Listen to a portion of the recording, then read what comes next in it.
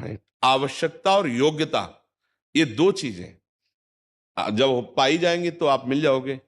भगवान के अंश से हम सबको भगवत प्राप्ति का अधिकार, पर हमारे अंदर लालसा, हमारे अंदर योग्यता, तो ये योग्यता और लालसा नाम जप और सत्संग से आती है।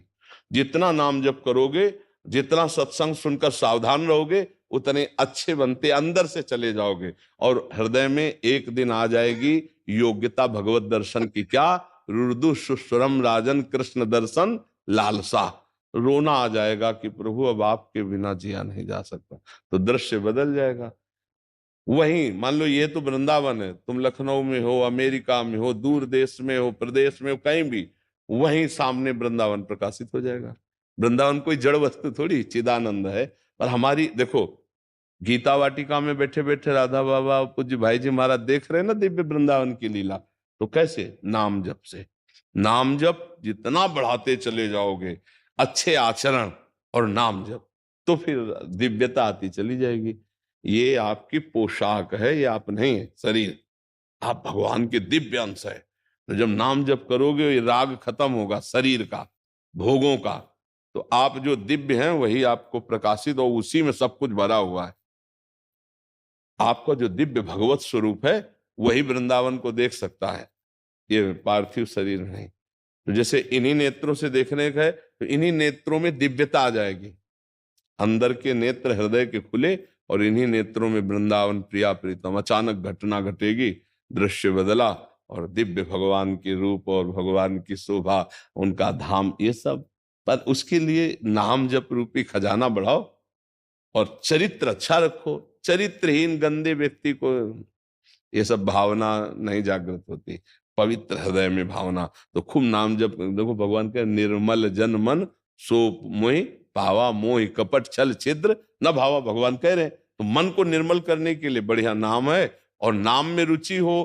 कैसे बनकर नाम जपा जाता है? ये सत्संग, रोज रोज सत्संग सुनो, नाम जप करो, धीरे धीरे आगे आ जाए।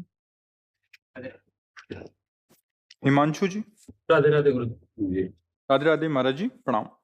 महाराज जी, क्या प्रभु को गुरु मानकर नाम जप करने से भाव देह की प्राप्ति हो जाएगी? भगवान को जब आप गुरु मानेंगे और नाम जप करेंगे, तो आपको निश्चित प्रगट गुरु को सानिध्य दिवा देंगे। वो निश्चित आगे का काम वो कर देंगे, तुम्हें चिंता नहीं करनी। भगवान ही गुरु है, गुरु ही भगवान है। देखो, प्रगट में तुम्हें कैसे गाइड करके चलाना है, कैसे डांटना है, कैसे प्यार करना है, कैसे दुलार करना है, ये भगवान अव्यक्त रूप में नहीं कर सकते, प्रगट रूप में ही होता है। जब तक प्रगट रूप में आपको मंत्र नहीं मिलेगा, प्रगट रूप में आपको गाइड नहीं मिलेगा परमार्थ का, भाव दे की प्राप्ति का, तब तक आप कैसे प्राप्त कर पाएंगे? अगर ऐसा होता तो स्वयं संदीपनी जी को गुरु बनाकर चरणों में बैठे, जिनकी श्वासों से वेद प्रकट हुआ है। उन्होंने स्वयं विश्वामित्र जी को गुरु बनाया, उन्होंने स्वयं वशिष्ठ जी को गुरु बनाया, कृष्णावतार में संदीपनी जी को गुरु बनाया।